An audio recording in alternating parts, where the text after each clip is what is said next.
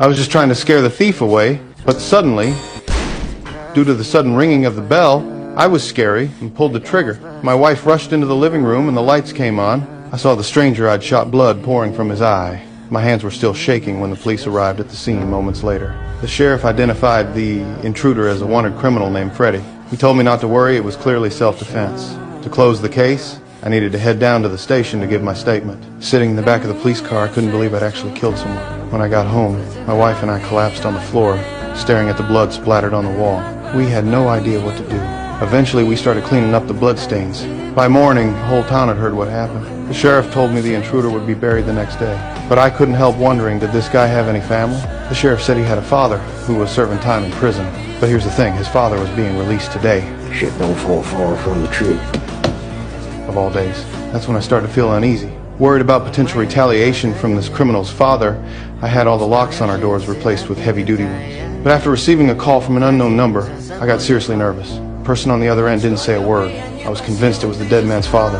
Out of fear, I didn't sleep at all that night. I sat in the living room on high alert until dawn. The next morning, I decided to go to the cemetery to see Freddie's grave. But as I sat in my car, an old man suddenly appeared beside the window. Quiet and peaceful, isn't it?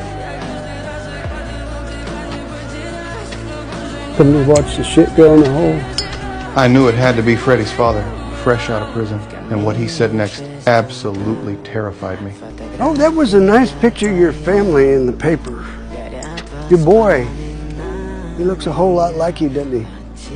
I immediately drove to my son's school and picked him up. Then I went straight to the sheriff, begging him to arrest the man. But the sheriff said without evidence, there was nothing he could do. He wants my son. He's probably just trying to scare you. Don't let him. After leaving the station, I took my wife and son home. But the moment we got to the front door, I noticed our lock had been forced open. Get back in the car. What? The lock's busted. Oh my God. In a panic, I told my wife to take our son to the police station while I grabbed a tool from the trunk and went inside to check things out. At first, I didn't see anyone, but when I walked into my son's bedroom, I found a bullet on the floor. Following the trail, I discovered a stuffed animal with its eye gouged out, and then another bullet and another. The police arrived quickly. Now we had evidence. They assigned officers to secretly protect us and left one cop stationed inside the house, but I still couldn't sleep. I went downstairs for a glass of milk, and when I returned to the bedroom to try to rest, the intruder's father was standing right beside my son's bed. When I heard strange noises again, I went back downstairs to investigate. The attic entrance was wide open. Kevin? He's in the fucking house! He's in the goddamn house! Jordan! Move! Go! Go! I slammed against my son's bed.